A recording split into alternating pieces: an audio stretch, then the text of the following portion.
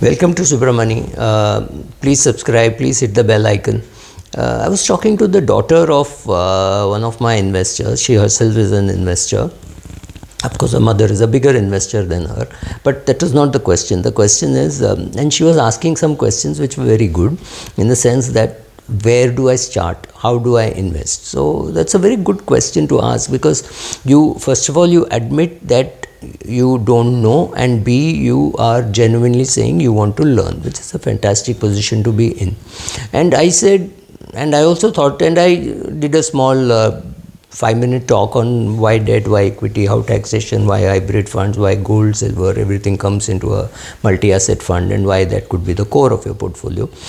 From a taxation point of view, that is more benign. But having said that, if this girl is investing, she's maybe in her late 20s, and if she's investing for the next 30-40 years, taxation is not going to be a very important thing, because if she's genuinely going to remove that money when she's 50 or 55, we have no clue who will be the CM, we don't know who will be the PM, we don't know who will be the FM, we don't know who will be the fund manager managing her money at that point in time, and I wouldn't know whom she'll be asking questions at that time, because I hope to be pushing up the grass at that stage. Okay, I'll be burnt, so not pushing up the grass. So whatever, jokes apart. So the first question is to ask, should I invest in equity markets? Should I need to put money in crypto? Should I open an account with Robinhood if you're in the US? Should Zerodha or Grow if you're in India? Should I keep the money in cash? Is the market going to crash? Very frankly, all these are genuine questions. And she's a high net worth individual, so good chances that many people will come to her with different products. So I have to not just tell her what to do. I have to tell her what are the right questions to ask anybody who comes to her with a proposal saying, here put in 50 lakhs, put in 5 crores, put in 10 crores. Any of those numbers are possible for her. So first of all, she should invest in herself, which she's doing. Invest in her own education, her own health, her own learning, her own networking skills, all those things, because genuinely, if you're going to do business, you need to invest in all those things. Good communication skills, all those things. This is where you your basic investment. But when you have cash, the question to ask is, should I keep it as cash or should I invest it? Good question. And the answer is, you have to ask yourself the question that, do I need that money in the next 2 years, 2 months, 20 years, 30 years, I don't know. And we have done reasonably well in saying, oh, put money in PPF, it's for 15 years, put money in NPS, you can withdraw while you retire. So for this 25-year-old girl, it means she knows what to do for her retirement. Maybe take some NPS or some mutual fund and say, okay, this is 35 years away. I don't have to look at it on a regular basis. I know I need it only when I'm 60, 65, whatever is the age at which she decides that she's now going to work for money, right? So there will be some stage when she does that.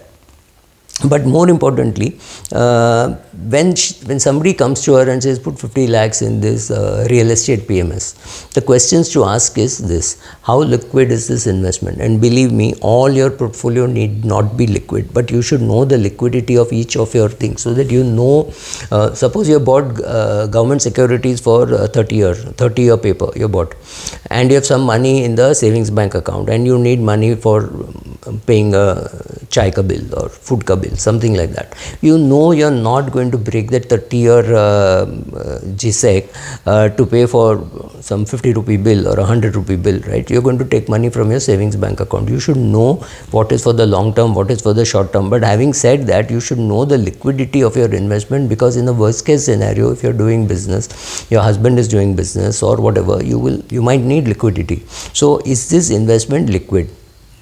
Second, you have to ask is, what is the risk of loss? How much is the risk of loss? For how long is it locked in? What is the cost of coming out, breaking the lock-in? Can I do it at all? For example, whatever you do, money from PPF cannot be withdrawn for 15 years, though there is a partial withdrawal available after the 7th year. So you should at least know, is it liquid? For example, if you put money in an endowment plan of an insurance company, there is no liquidity. You'll have to borrow against it. But yes, you can't surrender the policy. Maybe you can surrender the policy after 5 years.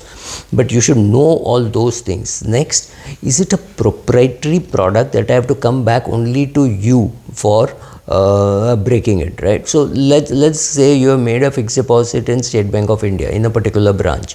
Today you can go to any branch and remove, but Can you go to Bank of Baroda and say, I made this FD in State Bank of India, can I get the money here? The answer is no. You have to go back to the person where you have kept the fixed deposit. So similarly, when you do PMS, you have to go back to the person with whom you are doing the PMS. You cannot withdraw from outside, right? So you will have to go and remove it. You may even have your demat account with that person, because for whatever reason that person may have kept the demat account there. So you need to know whether can you remove this money without you, right? So if you have invested in, say, mutual funds through an advisor, you don't need the advisor for liquidity. So that's very important. So what is the risk of loss? Under what circumstances will these investments lose value? That's also important to know. You have bought real estate and you're saying real estate always goes up, but I know people who have put money in XYZ mutual fund who had a real estate scheme where they lost money, and after 10 years they were asked for another extension. Some of them gave, some of them didn't, and what they got back was less than the amount which they had invested 10 years ago. So under what circumstances can I lose value? How much can I expect to lose? And can I mitigate the loss, or can I avoid the loss by staying around for a longer period of time? So if somebody says, oh, your real estate fund is doing very badly in 2025, but if you wait till 2035 it will do well. Correct advice, wrong advice, I don't know. The question to ask is, do you have that much of patience? Let's say you're 74 years of age in 2025. Do you want to wait till 84 to get back what you put, or are you happy taking a haircut today of 20-30% and getting out? So what is the opportunity cost of getting out? How do I get out at all? Do I have to come back to you? And when it gains, how much will it gain? Will it give me a return which is better than PPF, better than index, or 2 times the index, whatever? Give me some basis or some way to judge what you're doing halfway through, because yeah, you told me it's a 10-year investment, but after 3 years, 5 years, will I know what is happening? Will you tell me what is happening, right? So all that. Then what is the cost of owning this investment? First, what is the cost of buying this investment? How much is the commission that the person bringing it to me is getting? Second, is he really just an agent, or is he providing liquidity to somebody else? Is he bringing in my 50 lakhs to allow somebody else to exit? I'll never know that, right? So how much does it cost to own this investment? How much does it cost to enter it? And how much are you going to be charging me on a yearly basis, right? The asset management charges, how much is it? And then how transparent is the market? For example, when I put money in a particular share, let's say I buy shares of Infosys or HDFC Bank, I know it is listed in the market, I know what is the price today, and I know I can exit by going to a broker, right? It's as simple as that. So I can do all those things. So is this investment of yours transparent? If it's an art fund, who are the other players? Is there any regulation? Does SEBI says how an art fund valuation is to be done, right? So all those things is how transparent is the market. If the market is not transparent for whatever reasons, right, a real estate mutual fund, or a real estate PMS, or a real estate or something else PMS, today with SIF also coming, it could be private equity that you are putting in money into. So if these things happen, do you have the wherewithal to get out? Do you have the wherewithal to sit tight? Do you need it at all? Are you trying to tell me that this return will be far superior to the index or to the other mutual funds in which I have invested? If you are telling me that, you're lying, bluffing, whatever you want to call it, because nobody knows what is going to happen in the future. So asking what is this money for? Is it for 2 years? Is it for 20 years? Is it for 40 years? That's a very important question to ask. But all the other questions, liquidity, proprietary, how can I enter, how much loss can I make, what will be the lock-in, right? All those questions are important.